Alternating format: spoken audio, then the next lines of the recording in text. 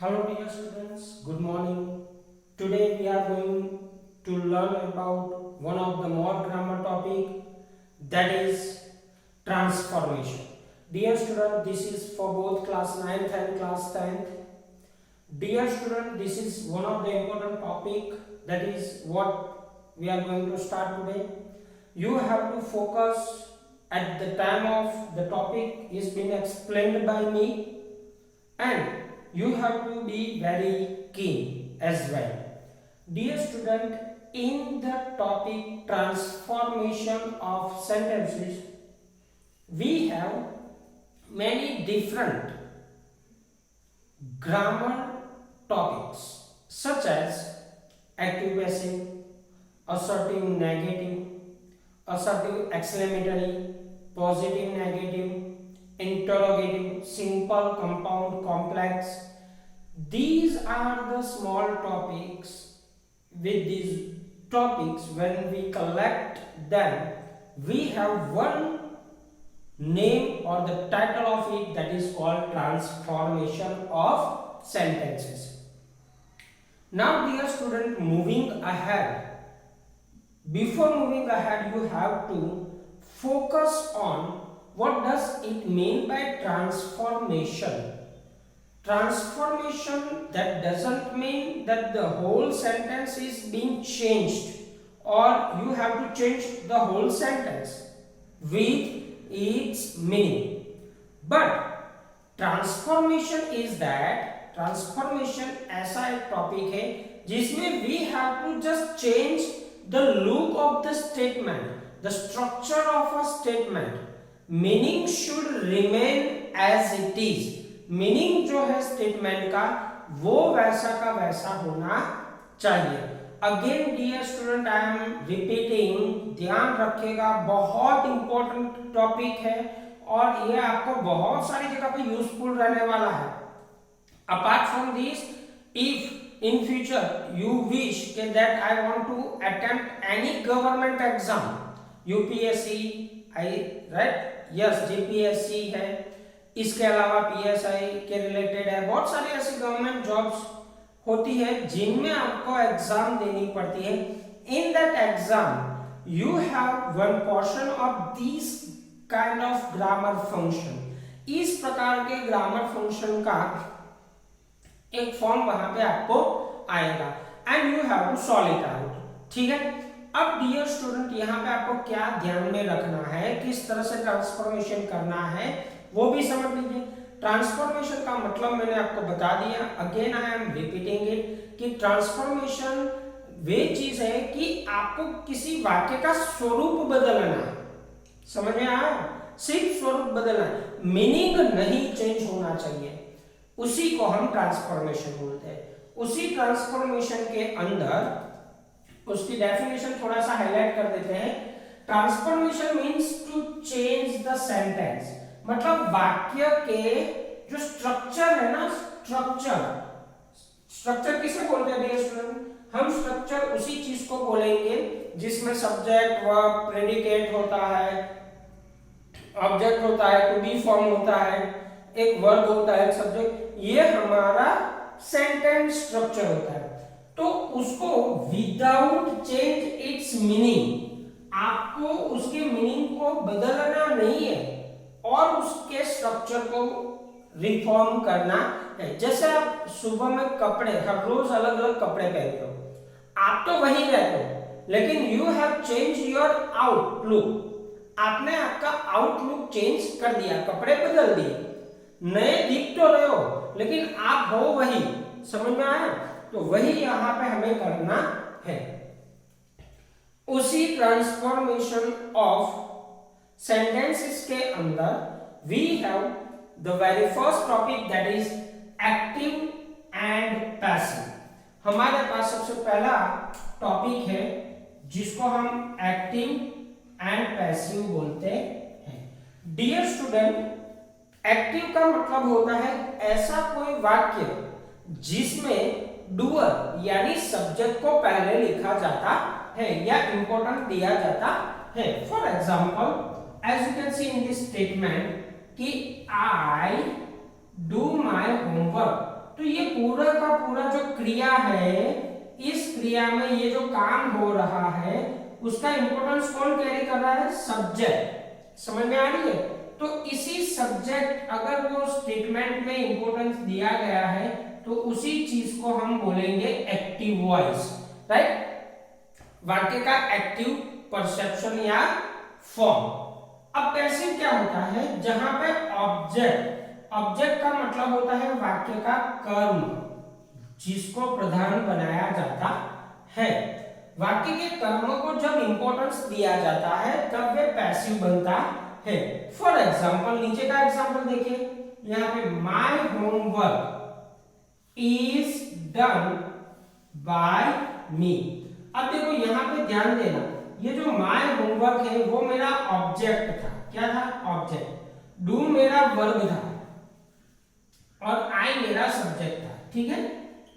अब उसमें क्या हुआ, जब हम पैसिव में लेके गए तो हमने ये जो सब्जेक्ट है ना, ये सब्जेक्ट यहां पे ला दिया। देखो कौन सी जगह है? ये ऑब्जेक्ट की जगह है, तो सब्जेक्ट को ऑब्जेक्ट के प्लेस पे लाना है। और ये जो ऑब्जेक्ट था वो सब्जेक्ट की प्लेस पे आ गया। ये है तो ऑब्जेक्ट, लेकिन जगह कौन सी है? सब्जेक्ट है। और उन दोनों के बीच में हमने verb plus to be form को ऐड कर दिया। इसी चीज को हम ऊपर वाले एग्जांपल में, आई डू वाले में, इसको हम एक्टिव वॉइस बोलते हैं और नीचे वाले को हम पैसिव वॉइस बोलते हैं। ठीक है डियर स्टूडेंट, और आगे बढ़ते हैं। अब देखो रूल क्या है, रूल ध्यान से समझना। सबसे पहले जो हमारा सब्जेक्ट होता है यानी कर्ता, सब्जेक्ट को हम क्या बोलेंगे? कर्ता। Goes to object place, goes to object place. अब डियर स्टूडेंट, आप लोगों को ये चीज मालूम है, मैंने आपको अभी समझाया कि वाक्य में ऑब्जेक्ट प्लेस जो होती है वो कहां होती है। Let me just explain you with one more identification. See here, if you can see it clearly, subject यहां पे होता है, फिर वर्ब होता है, फिर ऑब्जेक्ट होता है। ये हमारा एक्टिव वॉइस है। अब देखो सबसे पहले नंबर पे सब्जेक्ट आता है, दूसरे नंबर पे वर्ब है और तीसरे नंबर पे ऑब्जेक्ट है। जब मैं पैसिव में जाऊंगा तो क्या होगा? Object goes to subject place, मतलब यहां से जो ऑब्जेक्ट है ये वाला, वो यहां पे जाएगा, यानी यहां पे हम ऑब्जेक्ट को प्लेस कर देंगे। And subject goes to object place, right? ठीक है, ये समझ में आया, जिसको हम पैसिव वॉइस बोलते हैं। अब यहां पे ये जो चेंज करने के साथ साथ आपको यहां पे एक टू बी का फॉर्म ऐड करना पड़ेगा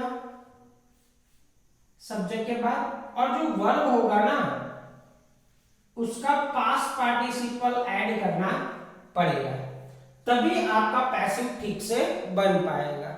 आई hope you are understanding this one. तीसरा रूल क्या है कि according to object we have to put to be form.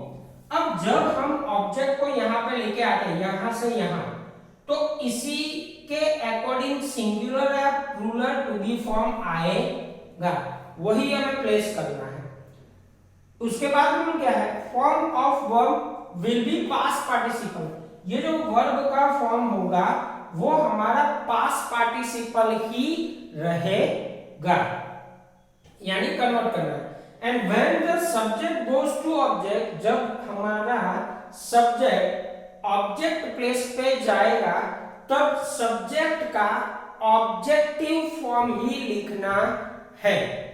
ठीक है, इतना ध्यान रखिएगा। ये रूल सिर्फ ध्यान रखने के लिए, ध्यान से पढ़िएगा उसको बरोबर।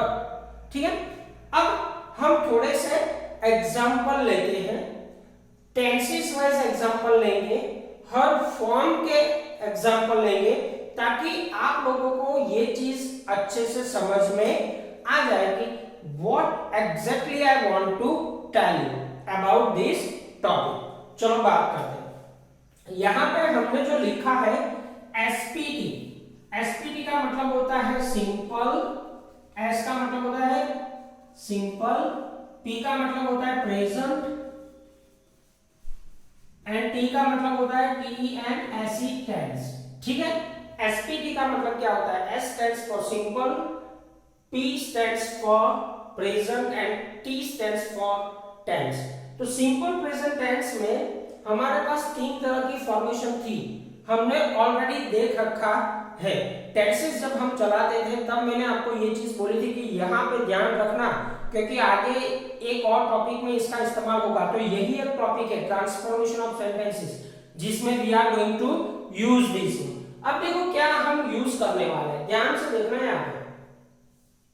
सिंपल प्रेजेंट टेंस के अंदर, सिंपल प्रेजेंट टेंस के अंदर पहले अफर्मेटिव फॉर्मेशन आती है। तो अफर्मेटिव फॉर्मेशन में हमारे पास क्या है, यहाँ पे ये आई सब्जेक्ट है, राइट ये मेरा वर्ब है, एंड अ लेटर ऑब्जेक्ट है, ये ऑब्जेक्ट है, ये वर्ब है और ये सब्जेक्ट है, ठीक है dear student, you can read it very easily. अब according to rule I have to change, ये रूल के हिसाब से मुझे चेंज करना है। चलो हम देखते हैं, पहला रूल क्या था, subject goes two objects place with its object form. अब यहाँ पे सब्जेक्ट क्या है, आई, आई का ऑब्जेक्ट फॉर्म ये रहा, देखो आई का बनता है मी, ऑब्जेक्ट प्लेस का नाम। जब हम प्रोनाउन का टेबल देख रहे थे, प्रोनाउन हम पढ़ रहे थे पार्ट ऑफ स्पीच में, तब मैंने आपको एक टेबल यहाँ पे ड्रॉ किया था। उसी के अंदर, जिसकी वीडियो लिंक आपको आगे अगर देखोगे स्क्रॉल करोगे मिल जाएगी, उसमें एक टेबल लिखा था जिसमें पहले सब्जेक्ट फॉर्म ऑफ प्रोनाउन और फिर ऑब्जेक्ट फॉर्म ऑफ प्रोनाउन के बारे में मैंने आपको बताया था। तो वही आपको यहाँ पे ध्यान रखना है, वही आपको यहाँ पे ध्यान रखना है, राइट। तो ये जैसे ही ऑब्जेक्ट फॉर्म पे चला गया तो इसका फॉर्म बदल गया, देखो आई का बन गया मी। अब दूसरा object goes to subject place, तो यहाँ पे ऑब्जेक्ट क्या था, अ लेटर, तो अ लेटर कहां पे चला गया, ये सब्जेक्ट प्लेस है, तो आ गया, देखो जो यहाँ पे ऑब्जेक्ट प्लेस पे था वो यहाँ पे सब्जेक्ट प्लेस पे आ गया। फिर according to object we have to put to be form। अब यहाँ पे a लेटर सिंगुलर है, ठीक है, सिंपल प्रेजेंट टेंस है, ठीक है। अगर सिंपल प्रेजेंट टेंस है तो टू बी के फॉर्म आएंगे पैसिव वॉइस में इज, एम, आर। ध्यान रखिएगा, सिंपल प्रेजेंट टेंस में पैसिव वॉइस लिखते समय टू बी के फॉर्म इज, एम, आर ही रहेंगे, इज, एम, आर ही रहेंगे। तो यहां पे हमने अ लेटर के साथ सिंगुलर था इसलिए इज का इस्तेमाल किया है, ये हमारा टू बी फॉर्म। फिर रूल क्या था, form of verb will be past participle, जो हमारा फॉर्म ऑफ वर्ब होगा वो क्या होगा, पास्ट पार्टिसिपल। तो यहां पे आप देख सकते हो, यहां पे वर्ब रूट फॉर्म में था, रूट फॉर्म यानी base form of a verb, right, base form of a verb जहां पे राइट लिखा है और उसका पास्ट पार्टिसिपल बनता है रिटन, ठीक है। और जब भी लास्ट वाला rule, when subject goes to object place before it we have to put connector by, हमें कनेक्टर बाय का इस्तेमाल करना है।